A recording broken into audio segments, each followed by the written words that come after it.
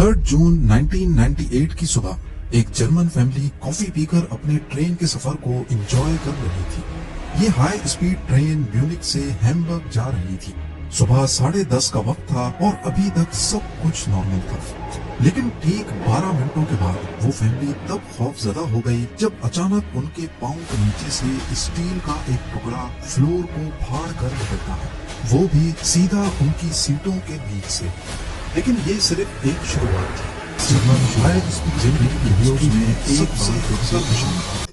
नाज़रीन, 1950s के आखिर में जापान ने दुनिया को तब हैरान कर दिया जब उनकी शिनकानसेन यानी बुलेट ट्रेन दुनिया की पहली हाई स्पीड ट्रेन बनी। इस ट्रेन ने पूरे मुल्क के शहरों को आपस में जैसे कनेक्ट कर दिया था और सफर इतना तेज बना दिया कि घंटों का सफर मिनटों तक आ पहुंचा। जापान की देखा देखी फ्रांस और इटली ने भी अपना हाई स्पीड ट्रेन इंफ्रास्ट्रक्चर बनाया और फिर जर्मनी भी पीछे नहीं रहा। जर्मनी ने अपना खुद का हाई स्पीड ट्रेन प्रोजेक्ट शुरू किया जिसका नाम रखा गया ICE यानी इंटरसिटी एक्सप्रेस। 1980s में जब ये ट्रेन्स मंजर आम पर आई तो दुनिया को लगा कि ट्रेन्स का बस यही फ्यूचर है। इनमें हर उस चीज का ख्याल रखा गया जो इंसान तसव्वुर कर सकता था। एरोडायनेमिक डिजाइन, मॉडर्न कंप्यूटर्स का इस्तेमाल और बेमिसाल आरामदेह सफर, सब कुछ परफेक्ट लग रहा था।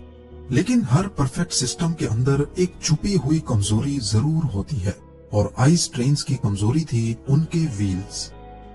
आइस जनरेशन 1 ट्रेन्स के व्हील्स शुरुआत में मोनोब्लॉक डिजाइन में बने थे, यानी पूरा व्हील एक सॉलिड 1 पीस स्टील में बना था जो कि मजबूत, सस्ता और रिलायबल होता था। पर इस मोनोब्लॉक व्हील में एक मसला नोटिस किया गया। कुछ सालों बाद पैसेंजर्स शिकायत करने लगे कि जब ट्रेन हाई स्पीड पर चलती है तो उसमें एक अजीब सी वाइब्रेशन होती है।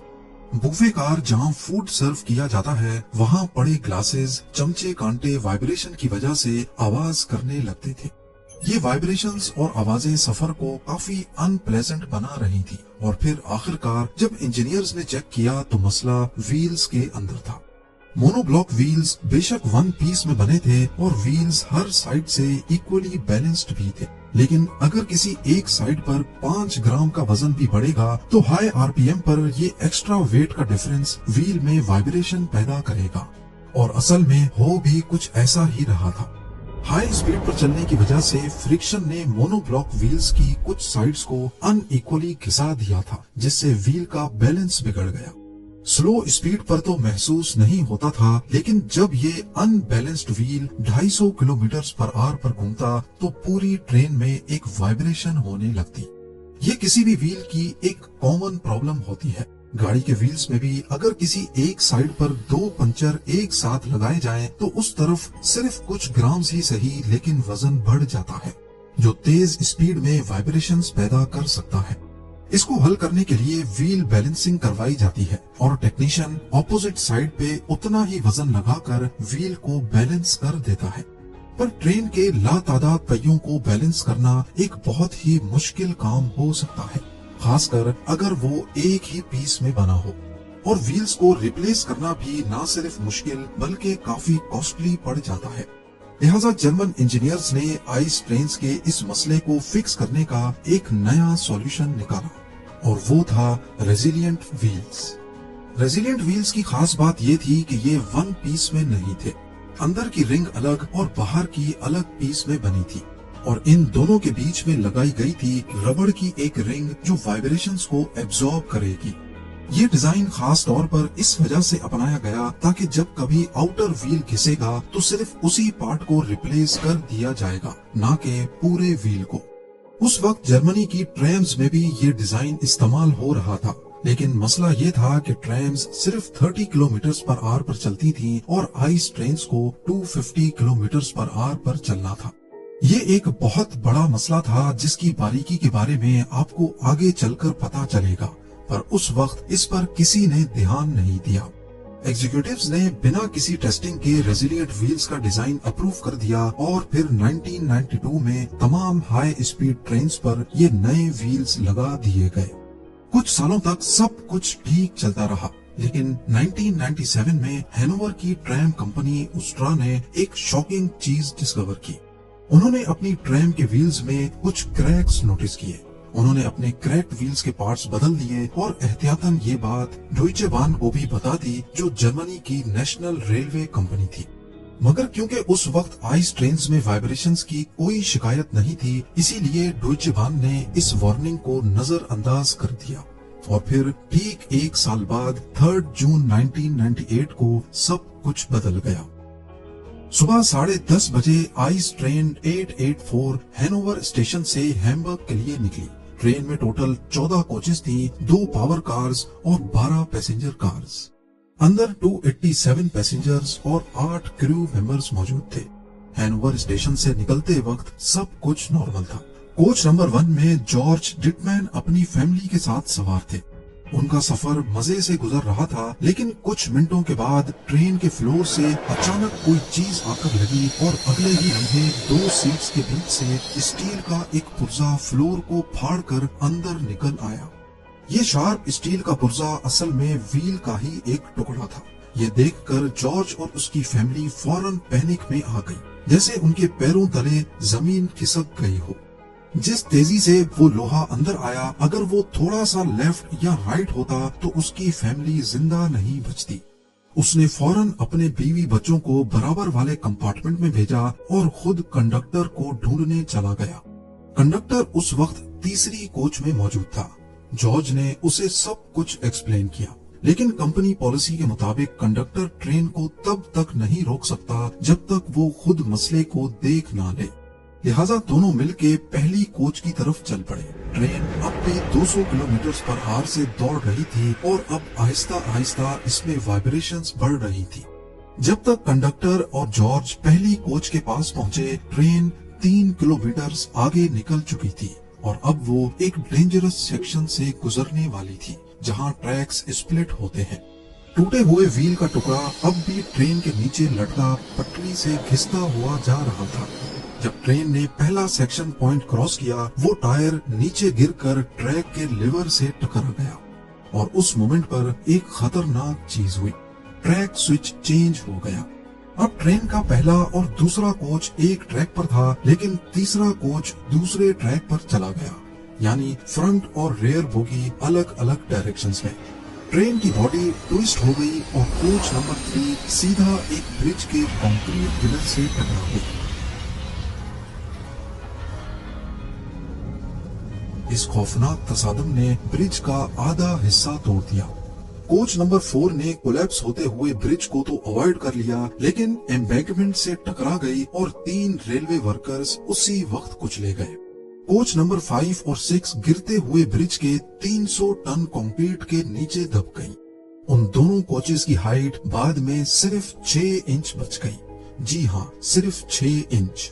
پیچھے سے آنے والی باقی کوچز 7, 8, 9 اور 10 فل اسپیڈ پر ایک دوسرے سے ٹکراتی گئیں اور کسی کاغذ کی طرح فولڈ ہوتی گئیں. صرف پہلی 2 کوچز جہاں جارج اور اس کی فیملی تھی وہ بچ گئی اور فرنٹ لوکوموٹیو 3 کلومیٹر آگے جا کر رک گیا. جس وقت کوچ نمبر 3 برج سے ٹکرائی تھی، اس وقت انجینئر اور ڈرائیور کو ایک جھٹکا ضرور لگا تھا، لیکن وہ اس بات سے بالکل لا علم تھے کہ ان کے پیچھے کیا قیامت گزر رہی ہے. جہاں یہ قیامت خیز حادثہ پیش آیا، وہاں ایشیڈ نامی ایک چھوٹا سا ٹاؤن تھا. جب وہاں کے لوگوں نے دھماکے کی آواز سنی تو سب دوڑ کر موقع پر پہنچ گئے. ان کے سامنے جو منظر تھا وہ شاید زندگی بھر کبھی بھول نہیں پائیں گے. ٹوٹی ہوئی کوچز، لوہے کے ٹکڑے، آگ اور لوگوں کی چیخیں. کچھ لوگ برج کے ملبے کے نیچے پھنسے تھے، کچھ اپنی سیٹس میں اٹکے ہوئے تھے اور پریشر پروف ونڈوز اتنی مضبوط تھیں کہ انہیں توڑنا آلموسٹ ناممکن تھا. ریسکیو ورکرز کو ہیوی مشینز بلوانی پڑی، لیکن پھر بھی پھنسے ہوئے پہلے لوگوں تک پہنچنے میں کئی گھنٹے لگ گئے. 1000 سے زیادہ ریسکیو ورکرز سائٹ پر پہنچے. ایمبولینسز، ملٹری، ڈاکٹرز سب نے مل کر آپریشن شروع کیا. قریب ہی ایک میڈیکل کانفرنس ہو رہی تھی، وہاں کے 40 ڈاکٹرز بھی فوراً سائٹ پر پہنچ گئے، لیکن تب تک سب کچھ ختم ہو چکا تھا. اس حادثے میں ٹوٹل 101 لوگ مارے گئے، 88 لوگ شدید زخمی حالت میں پائے گئے اور 100 کے قریب لوگوں کو معمولی زخم آئے. جو لوگ پہلی 2 کوچز میں تھے، خوش قسمتی سے ان کی زندگی بچ گئی. जर्मन हाई स्पीड ट्रेन्स, जिनको कभी दुनिया की सबसे सेफ ट्रेन्स माना जाता था, एशिड डिजास्टर ने ये इम्प्रेशन खाक में मिला दिया। इस एक्सीडेंट ने सिर्फ जर्मनी ही नहीं बल्कि हाई स्पीड ट्रेन नेटवर्क इस्तेमाल करने वाले फ्रांस, इटली और जापान तक के लोगों को भी शॉक कर दिया था। जब इन्वेस्टिगेटर्स ने पूरी साइट का एनालिसिस किया, तब शुरुआत में तो ऐसा लग रहा था जैसे कोई गाड़ी ट्रैक पर आ गई हो, लेकिन जब उन्होंने कोच नंबर 1 के फ्लोर पर घुसने वाला व्हील का पुर्जा देखा तो सब कुछ क्लियर होने लगा। लॉग्स देखे गए तो मालूम पड़ा कि ट्रेन के उसी व्हील में पहले भी फ्लैट स्पॉट का इशू रिपोर्ट हुआ था, वो भी 8 मरतबा, लेकिन फिर भी उसे रिप्लेस नहीं किया गया। क्रैक्स डिटेक्ट करने वाली मशीन्स भी मौजूद थीं, लेकिन फिर भी विजुअल इंस्पेक्शंस टॉर्च की मदद से की जाती थी। कंपनी ये कहकर टाल देती थी कि वो मशीन्स फॉल्स अलार्म्स देती हैं। 1992 में फ्राउनहोफर नामी एक जर्मन रिसर्च ऑर्गेनाइजेशन ने एक वार्निंग भी दी थी कि हाई स्पीड ट्रेन्स पर रेजिलिएंट व्हील्स खतरनाक हो सकते हैं, और 1997 में हैनोवर ट्रैम कंपनी ने भी वार्निंग दी थी, लेकिन दोनों वार्निंग्स इग्नोर कर दी गई। इंजीनियर्स ने बाद में बताया कि ये टायर हर दिन 5 लाख मरतबा रोटेट करते थे, और वो भी हाई स्पीड पर। हर रोटेशन में स्टील टायर हल्का सा कंप्रेस होता और वापस एक्सपेंड होता। इससे फटीग क्रैक्स बन गए जो दिन ब दिन बढ़ते चले गए, और बीच में रबड़ लगाने की वजह से वाइब्रेशंस एब्सॉर्ब हो गई और किसी को पता ही नहीं चला कि व्हील्स असल में क्रैक हो रहे हैं। और फिर फाइनली 3 जून 1998 को सिर्फ एक व्हील टूटने की वजह से इतना बड़ा हादसा हो गया। एशिड डिजास्टर को दुनिया का सबसे खतरनाक हाई स्पीड ट्रेन एक्सीडेंट माना जाता है। इस हादसे के बाद सभी हाई स्पीड ट्रेन्स के व्हील्स वापस मोनोब्लॉक डिजाइन में रिप्लेस किए गए और जंक्शन पॉइंट्स के आसपास तमाम ब्रिजेस को रीलोकेट किया गया ताकि दोबारा ऐसा हादसा न हो सके। जर्मनी ने इस हादसे के बाद अपने पूरे रेल सिस्टम को दोबारा इवेल्युएट किया। प्रेशर प्रूफ विंडोज रिप्लेस की गई ताकि फ्यूचर में अगर रेस्क्यू की जरूरत पेश आए तो अंदर फंसे लोगों को विंडोज तोड़कर बाहर निकाला जा सके। आज भी जर्मनी के रेलवे ट्रेनिंग सेंटर्स में एशिड डिजास्टर एक एग्जाम्पल के तौर पे पढ़ाया जाता है। मोनोब्लॉक व्हील्स में बेशक मेंटेनेंस कॉस्ट ज्यादा है और टाइम भी ज्यादा लगता है, लेकिन हाई स्पीड पर ये वन पीस में कास्ट होने की वजह से कम टूटते नहीं हैं, और वाइब्रेशंस एक सिग्नल होता है कि अब व्हील्स को बैलेंसिंग की जरूरत है।